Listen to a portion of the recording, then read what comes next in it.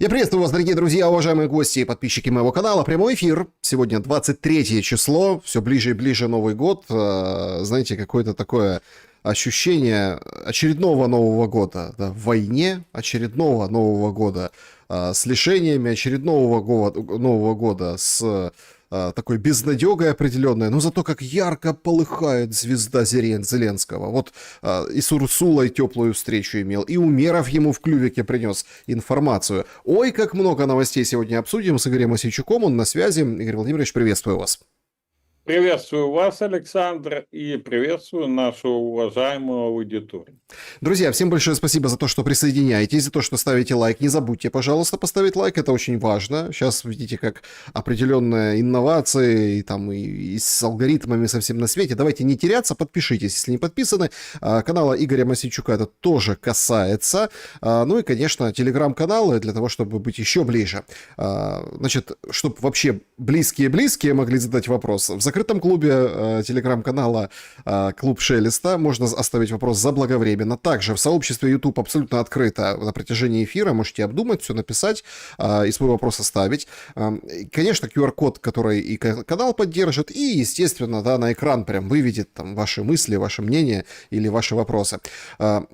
В любом случае, чат трансляции подключим, но ничего не пропадет, потому что Игорь Владимирович, у него есть хорошая добрая традиция отвечать на ваши вопросы. Если чего-то не успели, он берет эти вопросы из сообщества YouTube, из открытого доступа и отвечает у себя на канале, у себя в подобной рубрике. Поэтому пишите, нам очень приятно, и комментарии тоже читаем, это очень важно. Значит, начнем наш эфир сегодня с такого вопроса. Примете ли вы участие в выборах, если их организуют во время военного положения? Варианты ответов. Конечно, надо менять власть, или вообще там это важно для судьбы страны. Дистанционно могу, идти боюсь. Боюсь или не могу? Давайте все в этот вариант, то есть где вы там находитесь. Дистанционно. Да, а так вообще как бы это опасно. ТЦКшники, или надо там возвращаться в Украину, а в Украине что там? ТЦКшники, менты, вот это все. Нет. Таким выборам нет веры. То есть я не приму в них участие, если не отменят военное положение и будет типа хоть какое-то подобие поствоенного мира, потому что при военном положении это априори все. Подлог, провокация и все остальное. И четвертый вариант. Я украинец из России, Беларуси, мне нельзя. Это отсылка к комментарию, в том числе и Путина на прямой линии, потому что куча украинцев с украинскими паспортами, а Зеленский их отбрил. Просто он это сделал так завуалированно, говорит, не Путину решать, а Путин же не хотел решать, как голосовать и как организовывать выборы. Он говорил, что вот граждане. Получается, Зеленский оттолкнул этих граждан, в очередной раз этим гражданам не привыкать. Тема выборов очень серьезная, ее качают, ее прям вот перед нашим эфиром, там и Арахамия пост написал, реестры разрабатывают, и группы работают как раз таки, чтобы впихнуть в военное положение выборы. Что вы думаете по этому поводу, и как вы думаете, не противоречит ли одно другому военное положение и выборы? А если противоречит, то зачем нам это тулят? Александр, вы выбрали шикарнейшую тему. Друзья, сначала маленькое объявление. Если я не успею ответить на вопросы, через полчаса, буквально в 20:00 у меня на YouTube-канале вы можете прийти и поставить вопрос, перенести туда вопрос, и я на него отвечу. Теперь, что касается, я выбираю гибридный ответ. Власть менять надо, но во время при действии военного положения выборы будут сфальсифицированы. То есть я 70% третьего варианта и 30% первого, беру, миксую, так сказать. Александр, друзья, тут буквально, наверное, чувствовал Шелест, мы не договаривались, он вам подтвердит. Я как раз на эту тему 5 минут до эфира закончил разговор с Александром Николаевичем Тупицким, главой Конституционного суда, которого суды восстанавливают, а Зеленский санкционирует. Это самое, да. Вот, значит, завтра запишу интервью, скажу только одно. Все вот эти рассказы в ДИИ, ШМИДИИ и еще где-то, они антиконституционны. То есть нельзя проводить выборы дистанционно. Запрещено украинской конституцией. И я прошу вас всех, дорогие друзья, всех, кто понимает опасность того, что Зеленский на выборы может пойти только в одном единственном случае, когда он будет убежден, что на 101% ему нарисуют голоса, и он победит. В другом случае будет идти вот эта имитация, ну, процесс, все, но до самих выборов не дойдет. ДИЯ – это прямой путь к фальсификации. Поэтому прошу вас всех писать, особенно тех, кто ведет на Иксе, на английском языке, паблики и так далее. Пишите, чтобы за границей видели люди. Это нарушение нормы Конституции. Этого не может быть, потому что быть не может и не должно. Теперь, они разгоняют, они это Банково, разгоняют по всем вот этим своим помойкам, что Россия готовит спецоперацию. Какую? Я просто помойки не читаю, поэтому вас спрашиваю. Спецоперацию Россия готовит по дискредитации онлайн-выборов. Мгм. Так это не подождите, это официальный ресурс этого ЦПД, Центра противодействия дезинформации, да. Да, это помойка еще та. Я еще удивился, потому что, ну, смотрите, так нет же у нас цифрового голосования. Ну, оно Так нету, нет его в его. Конституции нету. Но так как мы с вами сейчас об этом говорим, теперь эти подонки могут сказать, что мы нога, ухо, глаз там Кремля, еще что-нибудь. Я хочу ответить, Александр, внимание. Это очень важный момент. Прошу всех обратить внимание. Если провести выборы с нарушением Конституции, это диверсия против украинской государственности. Это мина, которая заранее подкладывается под легитимность будущей избранной власти. Подкладывается кем? Зеленским и его зелеными гнидами. А какой мотив?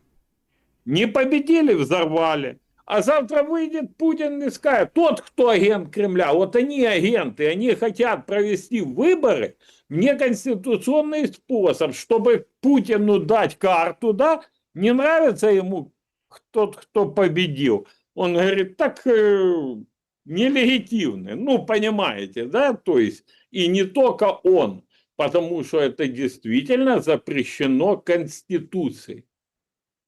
Второй момент. Сегодня Арахамия, вы правильно сказали, он таким постом впервые после начала широкомасштабной агрессии заработал, запустили реестр избирателей. Ну, это надо было делать давно, потому что у нас 2 года у власти узурпатор и диктатор. Но это никто не делал. Сейчас запустили.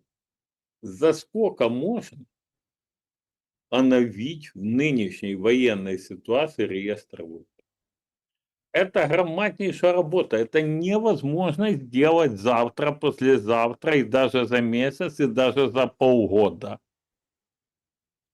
То есть, либо нахомутать что-то, чтобы, опять же, сфальсифицировать, да, либо они с ним не справятся. Либо они собираются продолжать войну еще год-два, а потом за это время мы подгоним под нужный реестр выборов. Теперь третий аспект, очень важный, еще один, Александр. А вы заметили, что выходит узурпатор на экран и говорит, мы, кроме президентских, никакие выборы не рассматриваем. Очень странное заявление. А не, это сознание, это явка с повинной. Зеленский в прямом эфире совершил явку с повинной. Во время действия военного положения выборы парламента не проводятся. Это прямая норма Конституции. А президента, который об этом-то ничего не сказано. И 2 года парень узурпировал власть. Фактически полномочия окончились. А он сидел цей. А сейчас он вышел, явка с повинной, говорит, да, мы ничего не рассматриваем, только президентское, потому что ему явно от Трампа передали огромный привет и сказали, что сейчас мы возьмем вашу Конституцию, решение Конституционного суда, по-моему, 15 или 14 года, о том, что срок полномочий президента не больше 5 лет, и оденем тебе на голову это дело. Ну, давайте тогда проанализируем этот момент, потому что это очень важно. Получается, если этот сценарий сработает, и действительно, это не просто так Трамп забросил удочку о том, что за демократия такая, получается, выборы там будет тянуть, Зеленский тянуть, американцы опять будут смотреть, что он тянет, и заставят. Или скажут, все, мы тебя не признаем. Ну, такой крайний вариант давайте рассмотрим. Тебя не признаем. Так, а парламент весь его. Ну, то есть, слуги, этот состав, они все... Вот смотрите, Да, вот вы помните вот этот же эпизод, сейчас мы к этому вернемся. Все говорят, Ермака надо убрать, Ермак это этот Карабас-Барабас, вот его уволят, и тогда заживем, и тогда вот начнется. Ну и что? Вообще никого нет на замену Ермака. Бэк-офис, спокойно себе там терки, все. Так точно так же может быть и с президентом. Вы понимаете, в какую вообще жижу зеленого цвета мы вступили? Так у нас и президента может не быть. У нас может быть коллективный орган слуг, который ни за что не отвечает, какой-нибудь исполняющий обязанности, и привет. И все тянется как есть. А Зеленский как бы с гордо поднятой головой уйдет и скажет, я бывший, ну вот я вот президент, мои полномочия закончились, но все будет разруливать, собственно, зеленая, как вы там говорите, плесень, падаль. не, да. Значит, смотрите, абсолютно возможен вариант, что и, возможно, он рассматривает этот вариант, и это же его Вовочка Петров рассказывал нам о том, что я устал, я ухожу в новогоднюю ночь, и там другие были моменты, и в парламенте так по колоннами, ну, ветер гуляет в этом направлении. Но есть два но, два фактора. Два ключевых фактора, Александр, которые не дадут осуществить вот это управление из тени и так далее.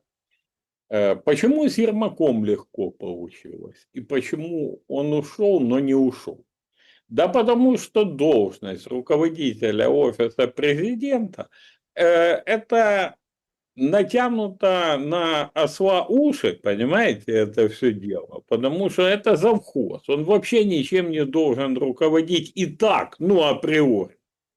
Поэтому что он с тени руководит, что не с тени. Кстати, обратите внимание, первым показателем того, что Ермак нигде не делся и руководит, стало то, что вот эти офисные гниды зеленые, Лещенки, Подоляки и тому подобное, советники, да, прилипалые, их сразу перевели указом в советники офиса президента. С советников Ермака в советники офиса президента. Когда все радовались, Лещенко уволили, я сразу написал, я так и понял, я не знал, мне не говорили, но я по логике понял, что сейчас будет. Ну, и через 2 часа это подтвердилось, вы видели сами.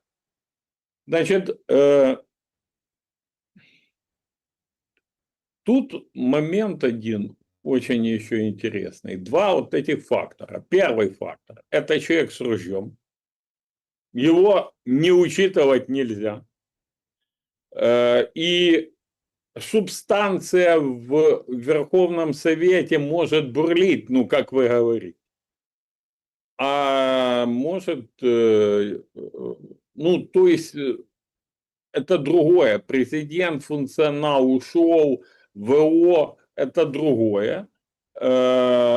Опять же, Вовочка Петровна нападает на Арахамию по поводу того, что тот собрался мир подписывать. Ну, Арахамия же там и намекнул.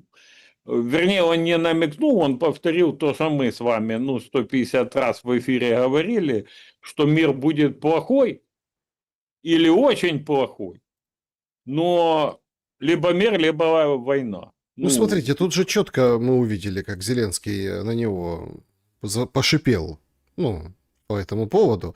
Видимо, чувствует угрозу.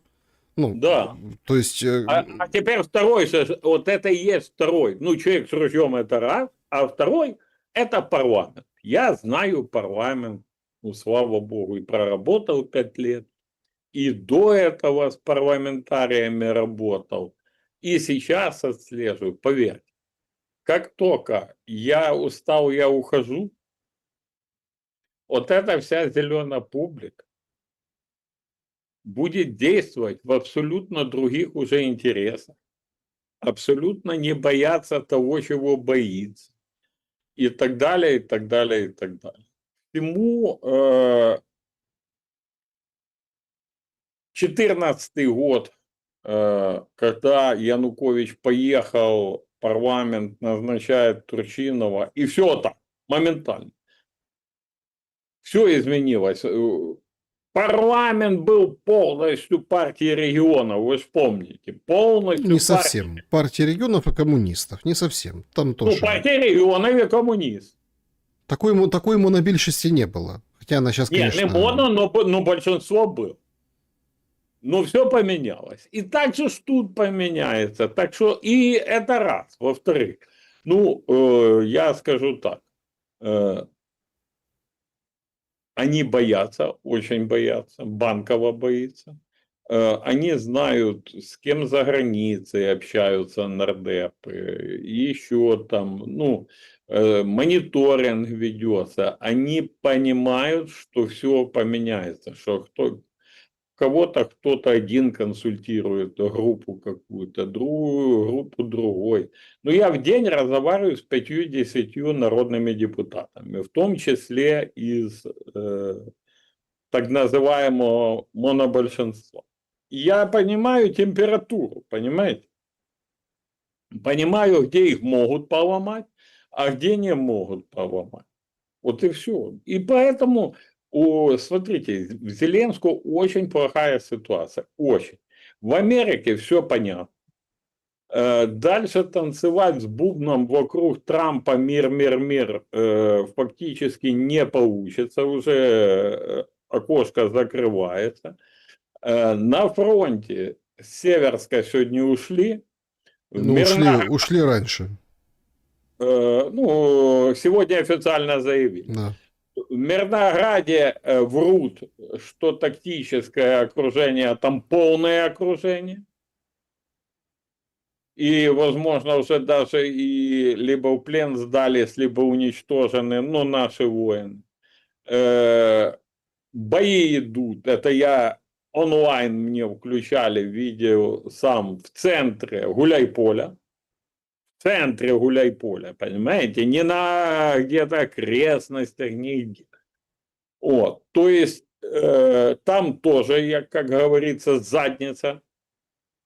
Вот, а тут еще и припирают и говорят о легитимности, ну, парень, ну, это ж правда, вот. И завтра, вы абсолютно правильно говорите, завтра Трамп может об этом сказать.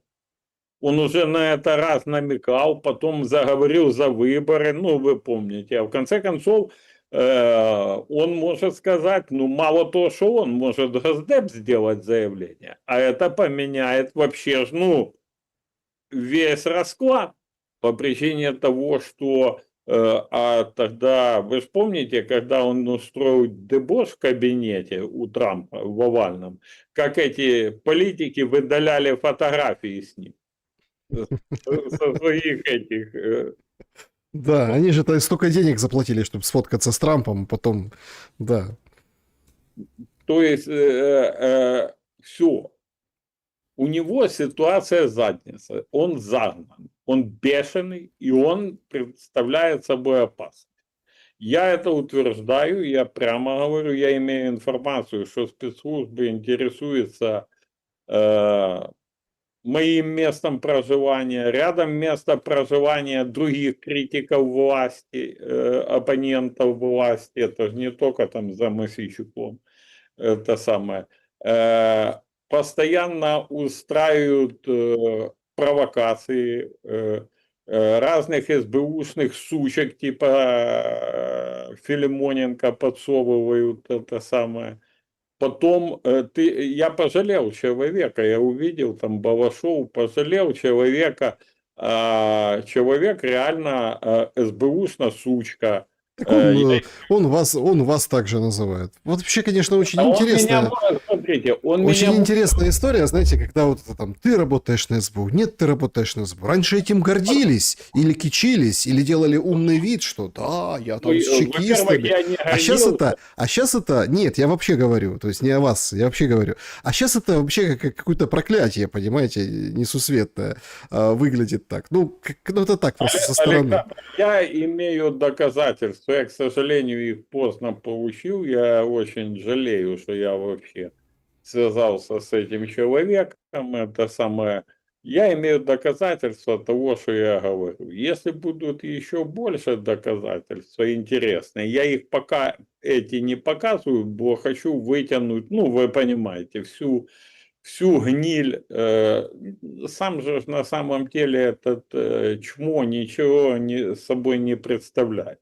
А вот те, кто ними играет, вот они интересны, понимаете? Вот.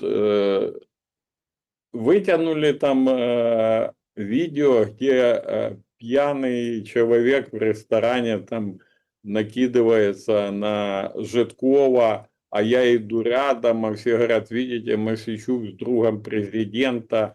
Хочу внести ясность. Это очень важно. С Валерой Житковым, он же Тамбовский Волк, меня 2 года назад познакомил наш общий товарищ. Это было уже после того, как он прекратил полностью сотрудничество с 95-м кварталом и общение с Владимиром Зеленским. Знаю некоторые нюансы, не получал разрешения о них говорить, просил интервью, просил, честно говорю. Он говорит, Игорь, врать не хочу, а правду сказать не могу. Единственное, что по Миндичу я спрашивал, то, говорит, удивительно, что к нему так поздно пришли. Это самое. То есть художества были понятны. Вот Житков 2 года назад сказал, не хочу иметь ничего общего. Ну, просто, вот не хочу. Петров, тот, который сейчас это видео разгоняет, он, Вова, он пятикомнатную квартиру купил на Васильковской во время кровавой войны. А Житков продал квартиру. Более того, этому видео год его никто не выставлял, сейчас его разгоняют. Житков в Америке живет, уже они в Вене, там, где нас видели. Ну, то есть, но это все делается, это все Нет, бурлит. смотрите, тут какой момент? Тут надо, ну, понятно, что это все. Мы сейчас перейдем к таким важным вещам, переговоры и перспективы. Немного подробнее на фронте остановимся. Смотрите, тут какая история? Тут история в том, что вы платили деньги. Вы с Филимоненко. Вот это вот сейчас крутит. Причем там скидывали ему, как бы обещали, и вот это все, и кинули его. Ну, то есть вопрос о деньгах. То есть об этом сейчас идет разговор. Мол, посмотрите, вот какие вот партнеры. И там же, понимаете, все, если так вот глубже, тут, я не знаю, заказ, не заказ, это сложно судить, да? Но судя из вот этих его показаний, если так выразиться можно, вы платили деньги за то, чтобы он фальсифицировал что? Пленки НАБУ. То есть это же белыми нитками. То есть, смотрите, я сейчас вижу, я почему на этом останавливаюсь? Мне абсолютно, я там знаю Филимоненко еще с Луганска, я не хочу туда даже вообще, в принципе. Это как бы, ну, даже не тема. Я к чему? Я к тому, что эта активизация происходит, потому что что-то сейчас произойдет. Это назревает. Власть, спецслужбы готовятся к некоему черному лебедю. И это прям вот на кончиках пальцев. Это вот оно.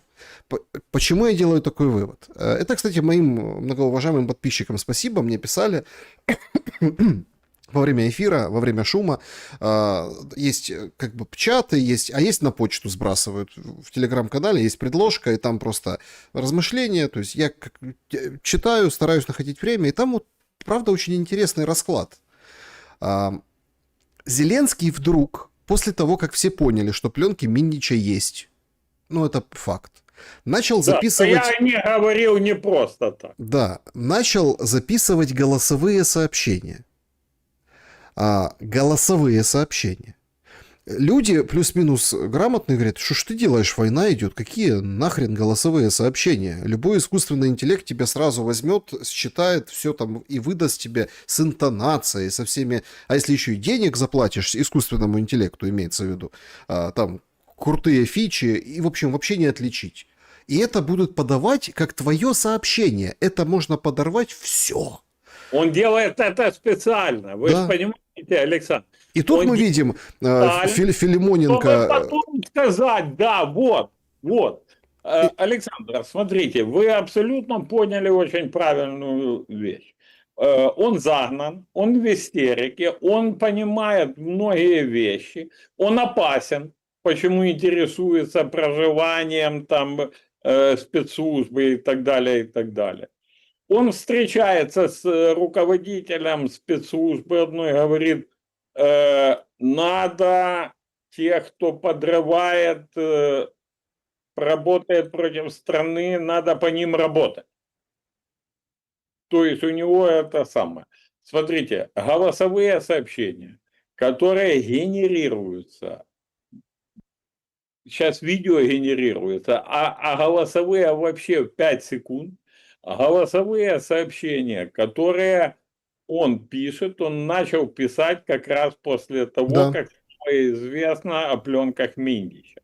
Он пишет, чтобы потом обвинить. Теперь этот наркоман, который каждый день пишет отчеты в СБУ, мы это тоже уже знаем, выдает, что я его просил пленки Миндича фальсифицировать. Почему эта операция закрутилась вокруг меня? Вы помните, действительно, я первый, кто сказал, еще многие не верили, помните, да, что эти пленки есть, что эти Ну, записи. у нас с вами в наших эфирах два первых момента таких важных за этот период. Это Борисов, военком, когда все там ходили, И пленки. носом ключили, и пленки, где я вас выкручивал, говорю, что ж он там сказал?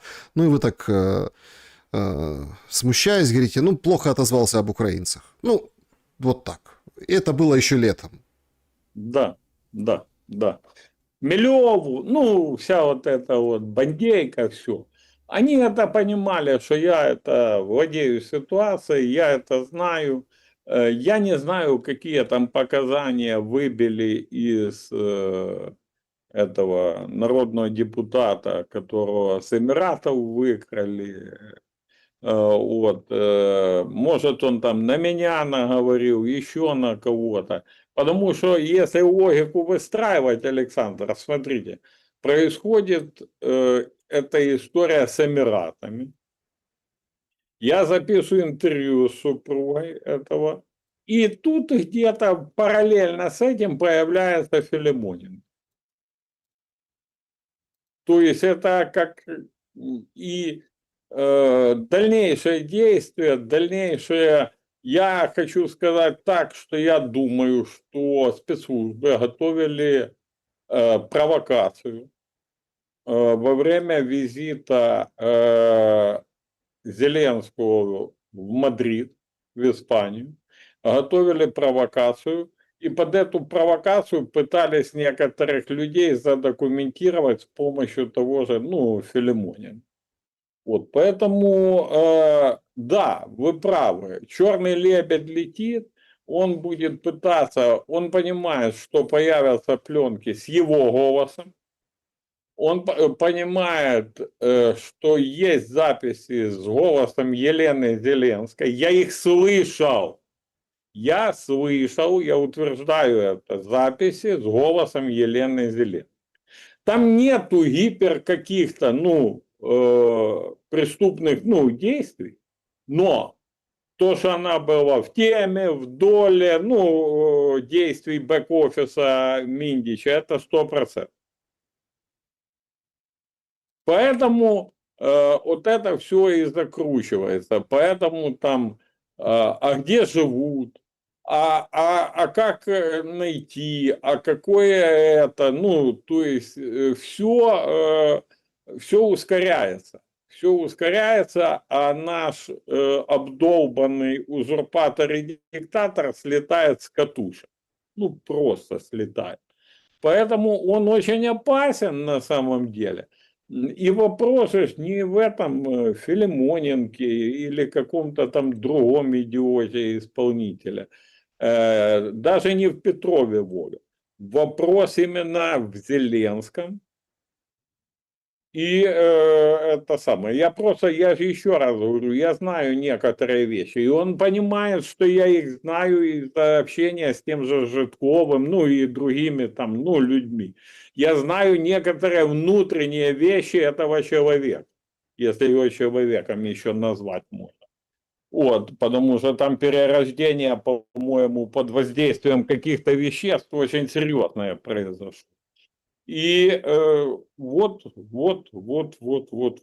Я вчера там был у товарища на мероприятии, и это самое, там, вспоминали и смотрели фотографии, как он там прыгал, обслуживал. Это Игорь Валерьевич Коломойский и те, кто привел еще там, содействовали приходу этой зеленой гниды к власти, они не учли одного.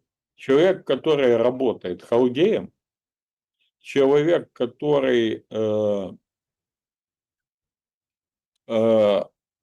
вынужден танцевать на этих корпоративах, разливать там спиртное, бегать и так далее, он ненавидит не только тех, у кого он танцует, хотя тех, ну, в первую очередь, а он вообще всех окружающих ненавидит.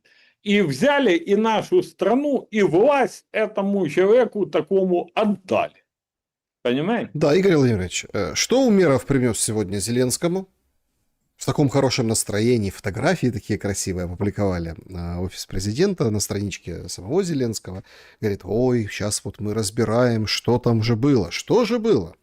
Так и что было? Судя по тому, что выходит Рубио заявляет, судя по тому, как, ну, какие публичные...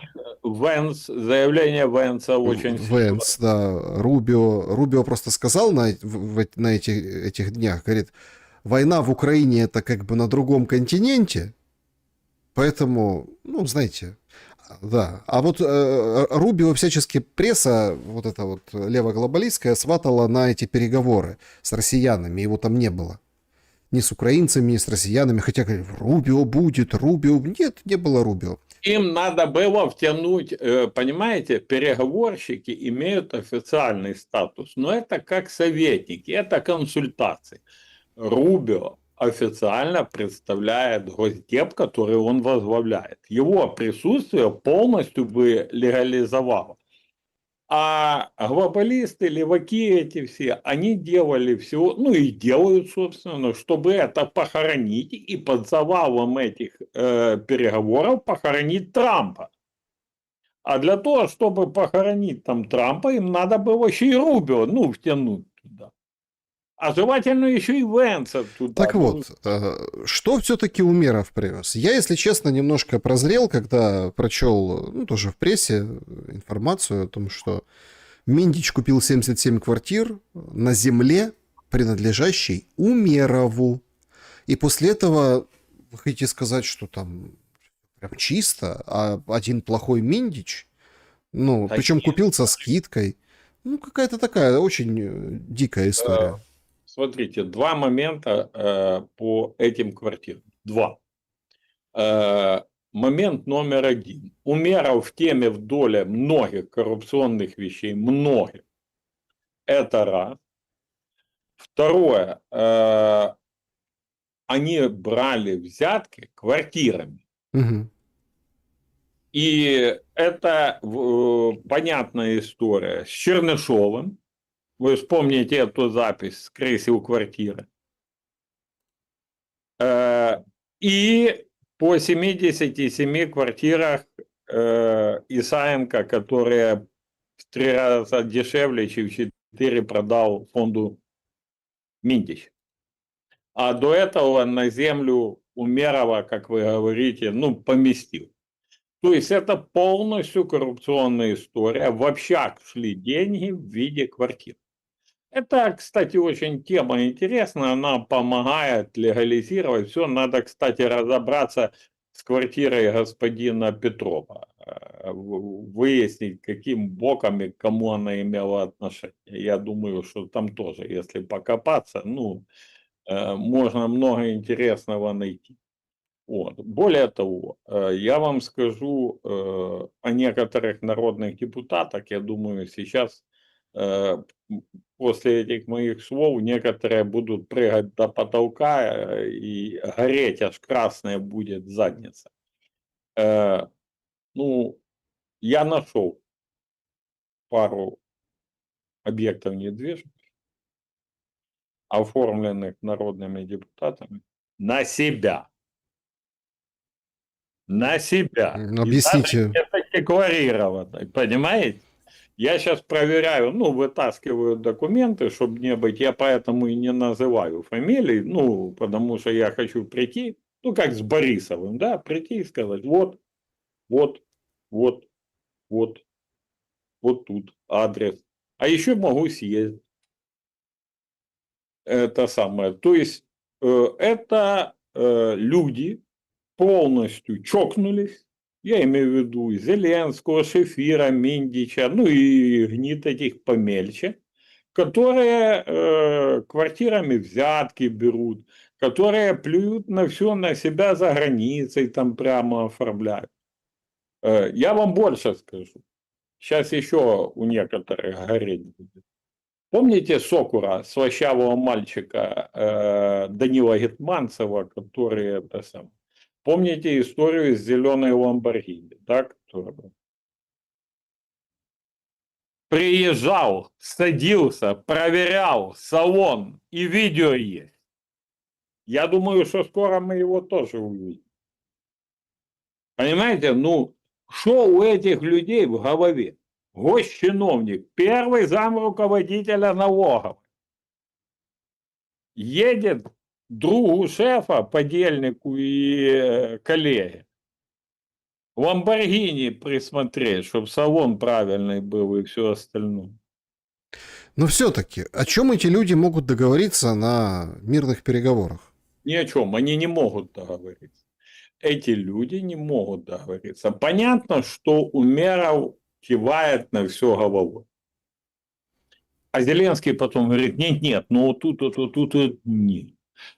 Умеров ходил, это важнейший момент, когда говорят, Умеров ходил договариваться к Кэшу Патею, директору ФБР, чтобы остановили НАБУ, остановили дело Медаса, пленок Миндича Шефира не обижали, ну и так далее, и так далее. Киселя этого депутата. Смотрите, а он не сам, оказывается, ходил. И это важный момент. Он ходил с Александром Поклом. Александр Поклад – это первый замглавы службы безопасности Украины, человек очень интересной судьбы. Его называют душителем некоторые. Тот самый он Христенко вывозил с Эмиратов. Он имеет тоже отношения с американскими спецслужбами, всеми, и вот они вдвоем ходили. А знаете, о чем это говорит, Алекс? Это говорит о том, что Умеров не только за себя, он за Зеленского договаривал. Он договаривался за Зеленскую и за всю бандейку. Они все там в этой торбе Миндича, понимаете? Миндич не был никогда главным, не был. Царь Мидас – это Владимир Александрович Зеленский. Никакой Шефир у него смотрящий за общаком, а Миндич просто бухгалтер этого общака. Понимаете? Бухгалтер этого общака. Поэтому вся вот эта история, связанная с походом Умерова туда, это цель. Почему он улыбался, почему он приехал? Показать, что он приехал прямо под выходные, под это, показать, что он не боится. Что он не боится и что мы там порешали. У них же есть проблема. Это проблема не только то, что люди понимают, то, что мы обсуждаем, да, и люди, ну, обычные украинцы. Вот эти их зеленые гниды, маленькие, и те, кто вынужден сотрудничать с режимом, они начинают разбегаться. Ну Они понимают. почему? Ну смотрите, почему разбегаться? Ну, вот, например, Коломойский дал заднюю, сегодня еще раз там комментарий был о том, что да ну, Зеленский ни при чем, и так далее. Смотрите, Игорь Валерьевич находится в СИЗО СБУ. Я дважды находился в этом СИЗО в качестве заключенного. При мне там человек случайно повесился.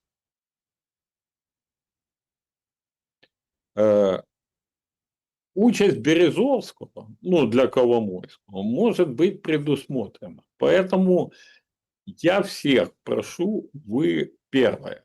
Игорь Валерьевич не может, это не Лукьяновское СИЗО, он не может владеть всем, ну, объемом, ну, всей информации и так далее. Где-то он какие-то логические свои, ну, делает заключения, где-то что-то это сам. Плюс до того, ему сказали, заткнись. Или пойдешь по пути Березовского. И он заткнулся. И он включил заднюю. По-другому не работает. Это совершенно другая Подождите, а почему Дубинскому тогда не сказали заткнись? Он не заткнул, ну, не сказали так. Смотрите, еще раз, Александр. Нет, я понимаю, смотрите, ликбез о том, какое СИЗО, к какому розе, это понятно. Но мы понимаем, что априори СИЗО – это место, где к тебе могут прийти и сказать «заткнись», иначе будет худо. Ну, получается, к Коломойскому пришли, даже автозак ломали, понимаете? А к Дубинскому нет.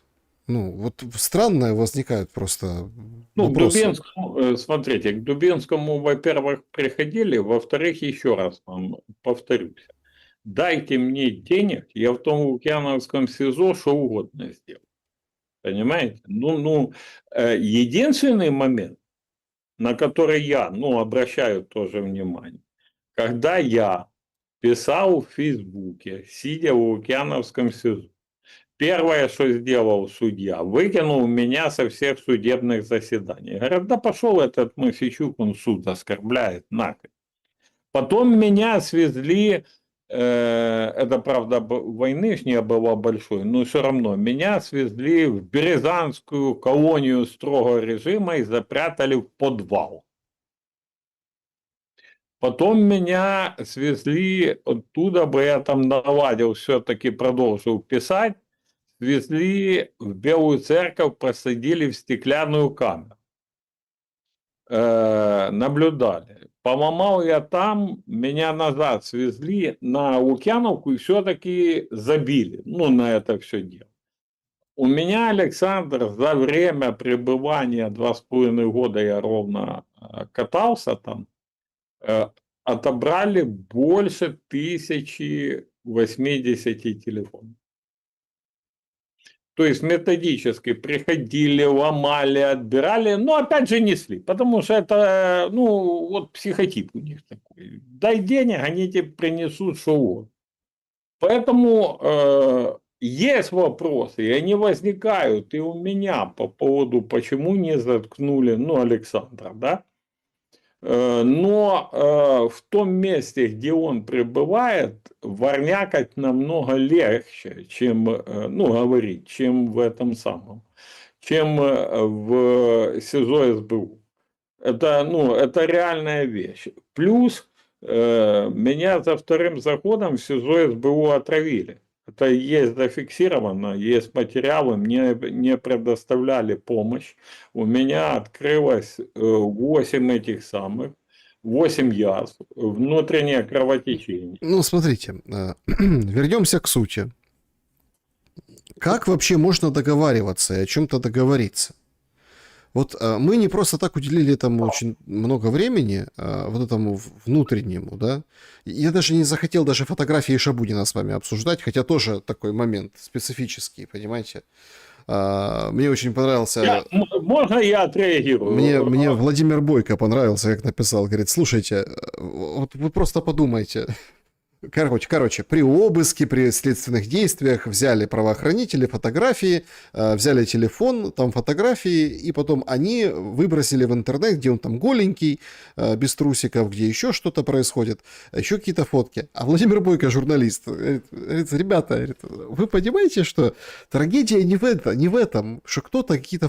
Трагедия в том, что такие идиоты сидят себя на горшке, фотографируют голые, понимаете, кому-то отправляют, эти идиоты, они у нас антикоррупционной деятельностью занимаются многие годы. То есть кастинг не у западных партнеров какой? Пожалуйста.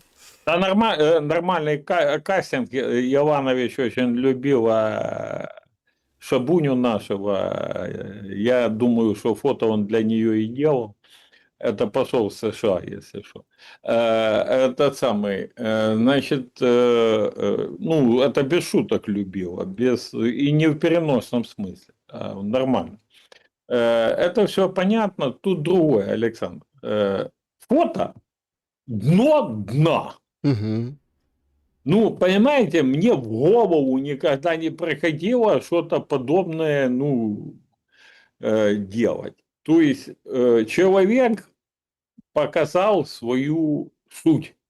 Это глубина Шабунина на этих фотографиях. А глубина правоохранительной системы. То есть они сравнялись, понимаете? Это вот, ну, как две субстанции в один сосуд. В один сосуд. Ну вы понимаете? Ну, это, фото дно, правоохранители дно. Нет, Вот. смотрите, все совпало, я согласен. Как разруливать? Вот смотрите, такое ощущение, что надо вот это вот как... Ну вот вы постоянно сравниваете с зеленой плесенью. Есть такие виды плесени, которые только дом надо сжечь, и тогда можно ее вывести, понимаете? И судя по всему, к этому идет. Я сравниваю с гнидами. Гнид надо проводить санацию. Вот санобработку. Они, правда, Булгакова там это уволили с постамента на неделе. А в истории с Анной Ахматовой вообще вышли сами на себя. Вы знаете, да, это... Вы спросите в этих хунвенбинов, ну, у всех, кого они считают честью, совестью нынешней эпохи. Святослава Вакарчука. Не, большинство из них скажут Лина Васильевна Костенко.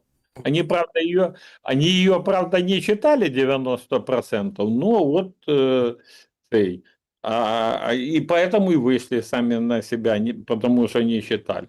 Пам'ятну доску, яку вони решили демонтировать, а не Ахматовой, открывала Лина Васильевна Костенко, устанавливала Лина Васильевна Костенко. Понимаете? То есть придурки вышли сами на себя, вот эти зеленые хунвенбины. Ну, они разноцветные, там цвет как раз в отношении этих цвет не имеет большого значения.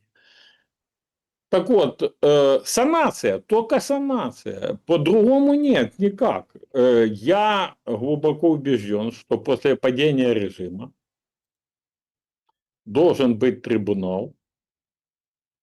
Притом четко надо сроки, установить, потому что у нас же любят это все дело. И все, это все очень легко. Плюс поражение в правах. Ты служил преступному режиму, который привел в том числе к смерти миллионов, к разрушению страны и тому подобное. Поражение в правах. Как в нацистской Германии. Понимаете? Вот тут очень серьезная вещь. Например, я хочу, чтобы были допрошены военное руководство, которое дало показания, по какому, чьему приказу, чьей идее там и так далее проводилась Курская авантюра. Для того, чтобы четко установить виновных. И с юридической точки зрения виновные нам очевидны. Это Зеленский, Стефанчук и Сырский. Но есть же и другая. То есть кто-то же это делал. Понимаете? Вдумайтесь. Помните, Илья Кива такой был? Возглавлял «Патриоты за жизнь». До этого на Майдане, в АТО участвовал. Нет, сейчас вы поймете. Он был там, я могу про его биографию рассказывать долго. Это я его, еще и земляк. Тут не в Киеве вопрос. Помните, «Патриоты за жизнь» организация? Киевина. Вот молодежку возглавлял Олег Ширяев. Олег Ширяев за Курскую авантюру получил Героя Украины. Понимаете?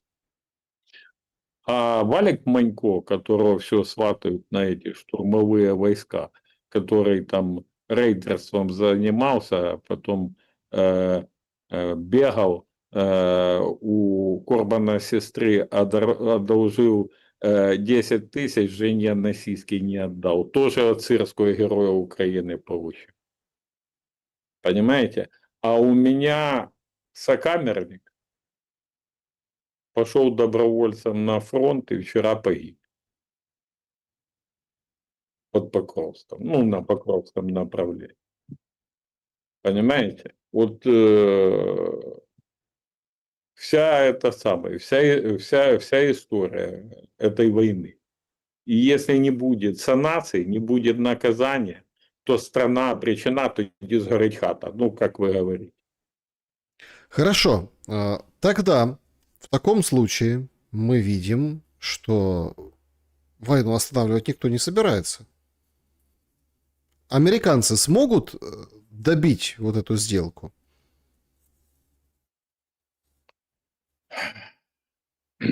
Смотрите, тут очень серьезный вопрос.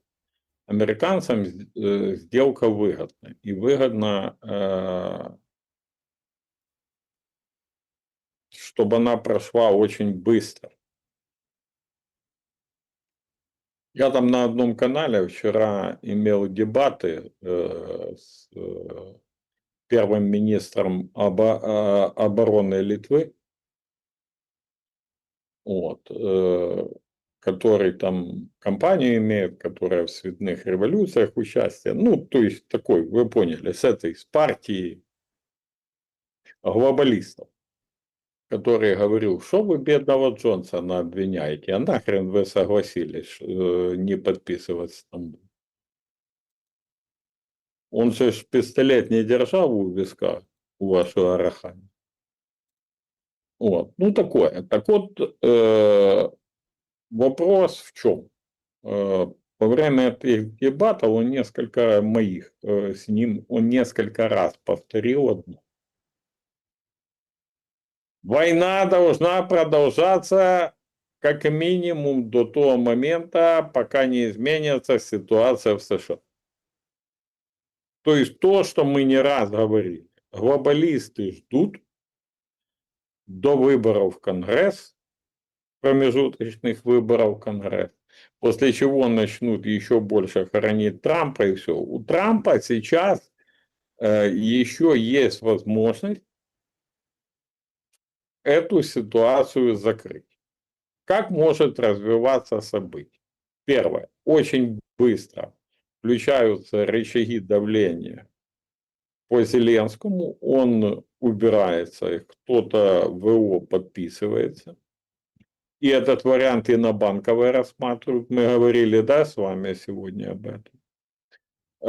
Второй вариант. Трамп умывает руки.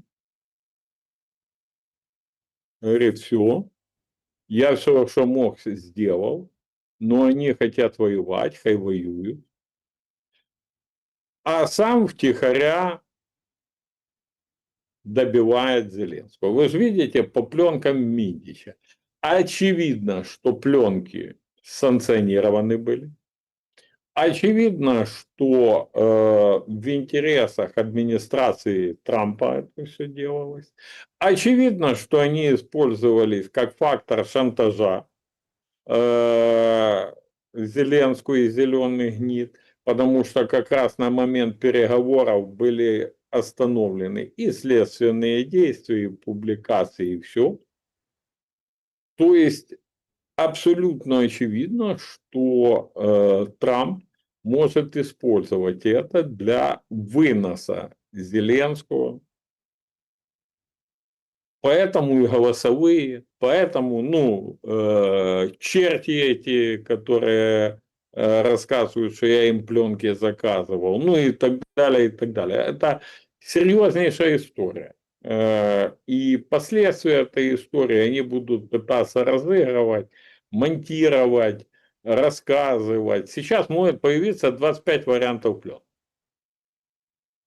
с голосом Зеленского. Потом кого-то хлопнут, скажут, вот смотрите, это сфальсифицировано. Ну, с его этих голосовых сами сгенерируют, понимаете, да? То есть они готовятся. Чем дольше Трамп будет ждать чего-то от Зеленского, а Зеленский будет дальше затягивать время, мы же видим, он затягивает, просто затягивает. Он говорит, мы сейчас обсудим с Умеровым, потом Умеров полетит, а Дмитриев с Путиным.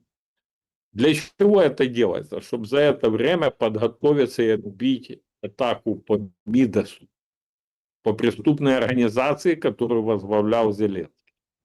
Если Трамп даст ему этот период времени, они это отобьют.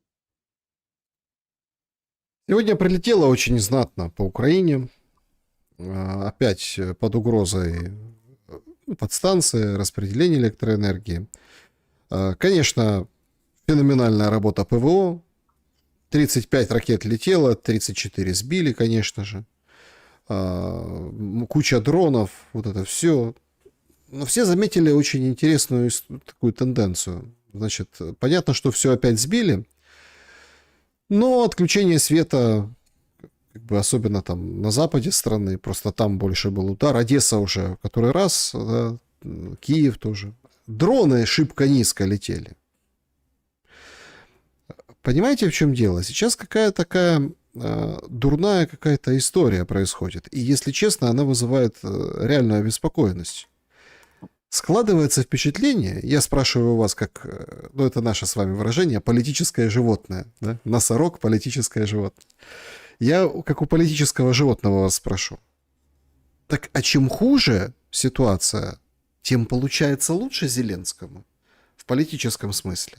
Во-первых, Да, там Россию выставляют, там такие да. сякие. Во-вторых, вот эти все удары или подрывы генералов, или какие-нибудь там, ну, такие неоднозначные удары и прилеты по российской территории, по российским объектам, там еще чего-то. Это уже, видите, как по-другому он будет подавать. Ведь на самом деле после слов, вот это, кстати, очень серьезный Рубикон. Путин на прямой линии четко и ясно сказал: мы не отвечаем за жертв в этой войне, потому что мы не начинали войну, войну типа начала Украина. Ну или там режим после переворота, это с 2014 года с Донбасса. Ну, как бы все понимают, о чем речь. Но я почему говорю, что это очень опасная история? До этого там мы не начинали войну, это все привыкли. Но мы не отвечаем за жертвы. Вот это на фоне вот этих переговоров, вот этих контактов, это очень тяжелая история. Получается, что за жертвы никто не ответит. Ни от холода и голода из-за того, что переговоры затягиваются, срываются, ни от того, что прилетела ракета. Причем и по России, и по Украине. И у нас получится, ну, вот такая бездонная, ну, как бы трагическая канава, да, куда просто будут сбрасывать кого ни попадя. А ответственности не будет. Это очень серьезный, как бы, этап этой войны. Мы все ждем мира, говорим о мире. А кто отвечать будет, Игорь Владимирович? Александр, вчера началась очередная сумская наступательная операция со стороны агрессора на Сум. Мы имеем информацию через Главное управление разведки Минобороны. Я четко говорю, чтобы нас там с вами не обвинили, ну, в какой-то чепухе. На Черниговском направлении сосредоточено от 4 до 5 бригад российских. Орешник поставлен на боевое дежурство в Беларуси. Лукашенко дальше посылают к такой матери эти все зеленые гниды. Значит, в один прекрасный момент, почему я говорю, что очень опасно то, что Трамп может умыть руки. Ну, Трамп умыл руки. Россия начинает двигаться на Черниговском направлении. Притом им не надо Киев захватывать. Уровень войны 22 года и 25-го конца, да, ну уже скоро 26-го, совершенно другой. Дроны, оптоволокно, они затянут Киев, понимаете, если они смогли затянуть другие города. То же самое превращение Запорожья в привидение после падения Гуляйполя. И, естественно, угроза Николаеву и выход на Одессу, опять же, которую кошмарят не просто так. А у нас сидят люди на полном серьезе, притом не последние люди во власти и около власти, и рассказывают о необходимости разобраться с Приднестровьем, чтобы через него вести логистику с Молдовой. Если на это не будет добра Молдовы и Румынии, что немаловажно, потому что мы же понимаем, говорим Молдова, понимаем Румыния, да, ну и так далее. Если не будет добра, а туда попытаются в авантюру, как с Курском, ну, нырнуть, то мы потеряем последнюю страну, я имею в виду Румынию и Молдову, с которой мы имели какие-то нормальные отношения. С Польшей мы поссорились, ну, с кем мы только не поссорились. Вот осталась Румыния с Молдовой. Понимаете? Вот. И совершенно очевидно, что вмешательство в польские выборы, которое допустил Зеленский, это было диверсией против Украины. Я молчу там про зерно, которое Сольский сбрасывал, там, помните, какой был такой агроминистр, трейдер, это самое, сбрасывал и обвалил рынок внутренней Польши. Потому что когда говорят, поляки плохие, там они нас, там то, это исторически. Все правда. Ну, все правда. Ну, только люби Боже правду. Вмешивался в выборы Зеленский, вмешивался против ПИСа. То что он от Навроцкого хочет? Зерно скидывали, чтобы заработать. Да, с поляками скидывали. Ну, так проходимцы в каждой нации есть, правильно? Взяли и обвалили рынок. То что вы хотите? Чтобы вы понимали отношение к украинцам в Венгрии, я вот был в Будапеште, и на границе венгерской в разы лучше, чем на границе польской. Вот весь это самое, весь ответ. Понимаете? И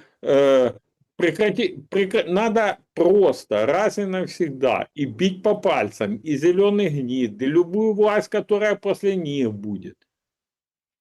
Избрание Орбана, Фицу,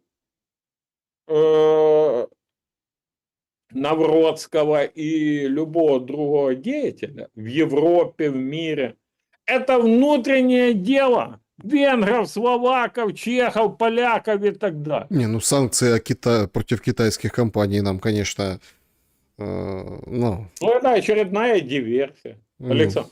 Ну, я еще раз, я повторяюсь, я считаю награждение Андрея Деркача званием Героя Российской Федерации абсолютно заслуженным. О, боже. Провернуть такую операцию, понимаете, двушка на Москву. Александр, ну, вы сколько в свой адрес от этих ушлепков зеленых слышали агент Кремля? Или в мой адрес? Ну, двушку ж на Москву не Шелест и не Мосичук отправляли, понимаете? Это да, это да. Послушайте, этот, как его, Гаущенко, он же человек Деркача, он же не моим помощником и не вашим работал, а министром в правительстве Зеленского, правильно? Я же не ошибаюсь. Одним министром, потом вторым министром. Этот, как его, митрополит Дробинков, ПЦУ. Это же лучший друг Деркача, а не Шелеста и Мосейчука. Понимаете? То есть, ну, извините, друзья, вот, извините. Поэтому я повторюсь, у меня иногда, вот, когда я читаю эти новости, я потом думаю, что, ну, санкции против Китая, этот самый, а может в Приднестровье сходим, ну, вы поняли, или еще. Я когда это все читаю, вот я все время думаю, наверное, я таки проснусь и увижу звезду героя РФ, как цепляет темнейший зеленейшему, понимаете? Ну, потому что, ну реально же в интересах чьих это делается. Вот взять, ввести санкции, ну, можно, конечно, понимаете? Я считаю, преследование УПЦ в интересах Кремля происходит. Я считаю, что вот эти языковые в интересах Кремля происходят. Понимаете? Вот эта вот борьба с Булгаковым и Ахматовым, самый подходящий, и Мануильским. Да, вот, понимаете, это ж вообще страшный адепт русского мира. Да. Понимаете, это самое. То есть, это все происходит в интересах Кремля, потому что, ну, по-другому я не могу. Так, а что у нас за новые праздники появятся, Игорь Владимирович? Вы поняли или нет? Послушайте, это вообще какой-то звезде. Это вот, кстати, я скажу вам, там одна украинка, наша львовянка, записала прекрасное видео. Говорит, а куда украинское Різдво делось? Вертеп, этот самый, колядки, ну, куда оно делось? А я скажу куда. А його, ну, вместо нього тепер як там Merry Christmas, там, ну і так далі, там все більше Uncle Бенсов звучить, а колядки не звучать. А я вам скажу, куди воно ділось. Українське Різдво вкрала зелена гнида. И это факт. Я нормально отношусь к людям, которые отмечают Рождество и 25-го, вера главная. Но в данном случае украинское Різдво украла зелена гнида. Понимаете? Вот и все. Вертепів нема.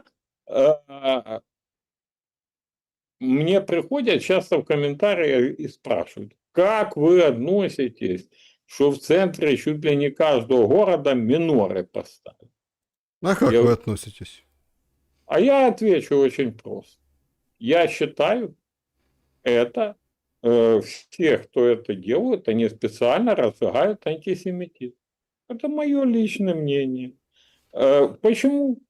Имеют ли право поставить верующие иудеи минору? Имеют.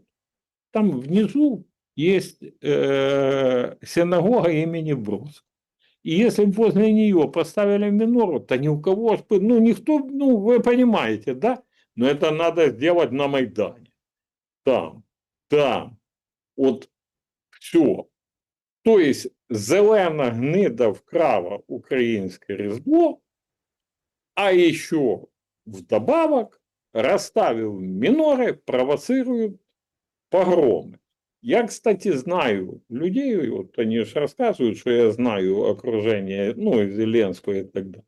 И Зеленский говорил, что если что, то надо вытаскивать еврейскую карту, и это спишет все. И уведет от любой истории. Ну и все. Вытаскивать в смысле дестабилизировать ситуацию? Да. Разыгрывать, ну. Не получится. Ну, вы включите телемарафон, посмотрите на этих экспертов. Там куда ни плюнь, можно... Там не спишь, там все, понимаете? Ну, там вот, понимаете, в чем дело? Там, во-первых, украинцы, да, и там, если доставать эту карту, то там как бы затронет очень многих.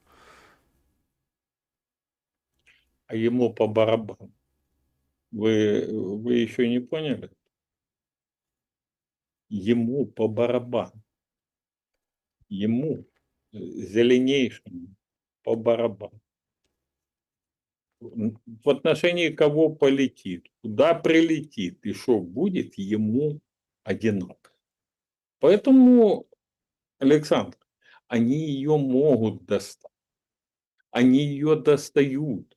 Они полностью это делают. Ну, смотрите, я точно знаю, что одной из причин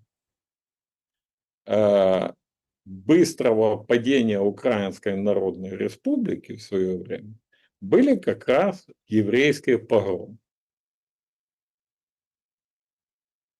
Как вы думаете, этот самый не понимают этого? Понимают.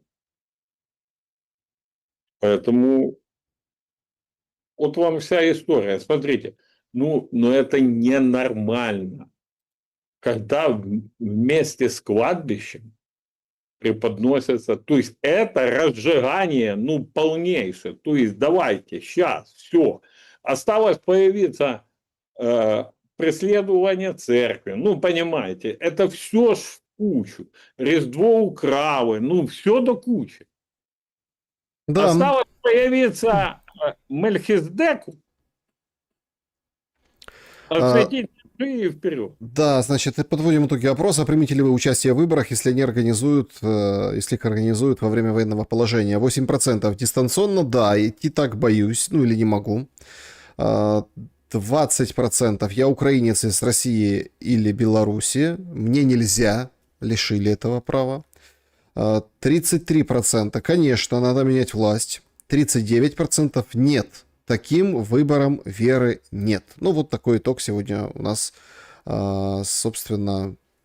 Если можно, я подведу тоже под это быстренько черту, чтобы успели хоть на какие-то вопросы ответить. Александр, друзья, смотрите, я думаю, что выборы и их правила проведения, и те, кто в них будут иметь будут право участвовать и так далее, будут условиями мирного соглашения. Если, дай бог, мы до него доживем, а не будет капитуляции, которую зеленейший продвигает со всей силой, какой только может. Так вот, естественно, голосовать будут и те граждане Украины, которые в Европе. И не надо нам про онлайн рассказывать, я могу за 2 секунды рассказать, я думаю, когда-то мы об этом поговорим, как их организовать физически нормально. Вот. И будут также голосовать в Беларуси и Российской Федерации, граждане Украины. Интересно. Да, друзья. Другой истории не будет, Александр, иначе выборы никто не признает. Это будет история повоенных выборов, которые будут уже на основании мирного соглашения. Да, друзья, давайте переходим к вашим вопросам. Непосредственно. Значит, так, непосредственно из клуба зрителей. Вопросы для Мосейчука вот такой. Игорь Владимирович, значит, чем занимается Житков сейчас и что он из себя представляет? Андрей интересуется. Житков сейчас проживает в Соединенных Штатах Америки, ведет стендап на диване в Ютубе, выступает отдельно в украинских и русских общинах, ну, где живет много украинцев и русских. Ну, вот, в принципе, и все. Я точно знаю, что он не имею права и не хочу без его разрешения и разрешения его семьи говорить подробности, но я точно знаю, что там полностью прерваны отношения с семьей Зеленского. Так, следующий вопрос. Поехали. Как вы относитесь к идее замены Кстати, я скажу один момент. Ну, раз уже это задели, это можно сказать, я скажу.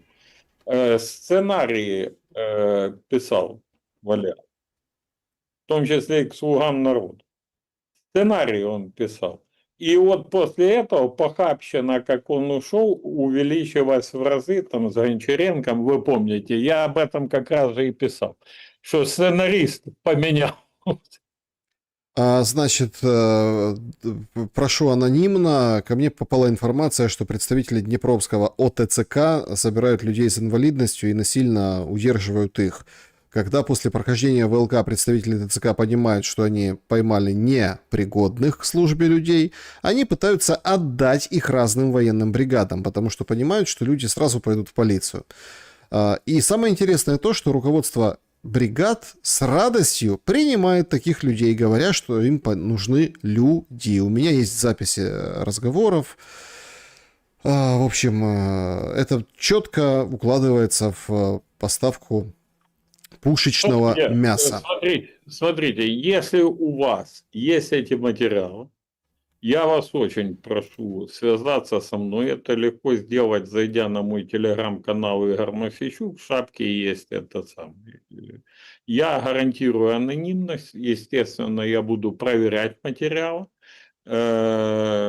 Но мы им дадим ходу, и мы поломаем эту млянскую схему, о которой вы только что написали. Хотя для меня это дорогого стоит, потому что, Александр, добираются практически до всех моих близких людей, родственников, розыск, бусификация, ну, уже третий близкий мой человек сейчас под прицелом.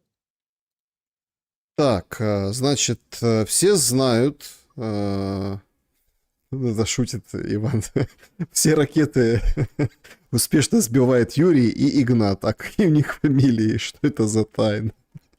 У него, кстати, сегодня день рождения у Игната, 48 лет, поэтому тут такой момент. Говорят, опять будет обстрел. Константин задает вопрос. Добрый вечер. Игорь, белые люди относятся к европейской европеоидной расе, чернокожие к негроидной, а люди с желтым цветом кожи к монголоидным. А к какой расе относятся зеленые? Или если они гниды, то, наверное, они относятся к какому-то классу. Как вы думаете? Самые отвратительные грязные животные. Значит, вам не кажется, что после прекращения финансирования Украины из ЕС любые гарантии, любые договоренности, достигнутые в результате мирных переговоров, гроша ломаного не будут стоить? Ну, финансирование пока не прекратилось, хотя его и нету, ну, как в наявность.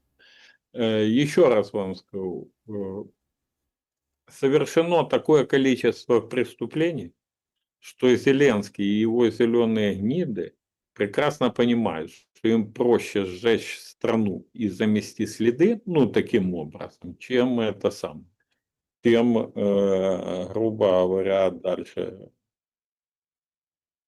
Таня спрашивает, что будет, если к власти в Америке придут опять демократы? Сможет ли Зеленский напрямую обратиться к Путину и начать диалог? Смотри, а при чем тут демократы и прямой диалог? Ну, он же демократов ждет. Ну так а при чем тут диалог с Путиным и Зеленским? Он ждет, но диалог тут не имеет никакого. Смотрите, я отвечу вам прямо. Если бы Зеленский переживал за Украину и украинцев, диалог с Путиным был бы в 2022 году. Это раз. Второе, войну большую не допустили. Это два. Третье, все окна возможностей, которые имели уже после начала большой войны, были бы использованы. И сейчас не умеров со Штатов бы прилетал, а специальные поручения с Москвы бы вернулся. Угу. Прямые переговоры должны быть от любой посредник. Трамп, Америка, Мерц, кто угодно. Это свой интерес переговор. Так, дальше идем. Быть государство Украина или конец на горизонте? Ну, я очень хотел бы, чтобы... Я не раз говорю, меня спрашивают, что для вас победа в этой войне. Для меня победа в этой войне – это сохранение государственности и жизни моего народа. Угу. Так, ну, кстати, да, многие приходят тоже и подшучивают здесь, мол, зеленые гниды за глаза, а в Вене с 95-м кварталом гуляешь? Еще раз повторяю, да, не отказывался от друзей и не собираюсь отказываться, как и от убеждений.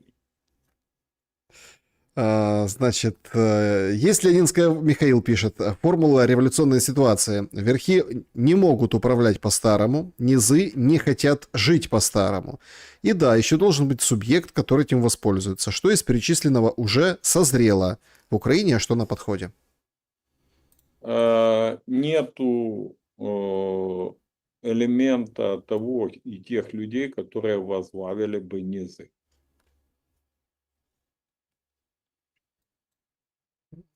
А вверху что?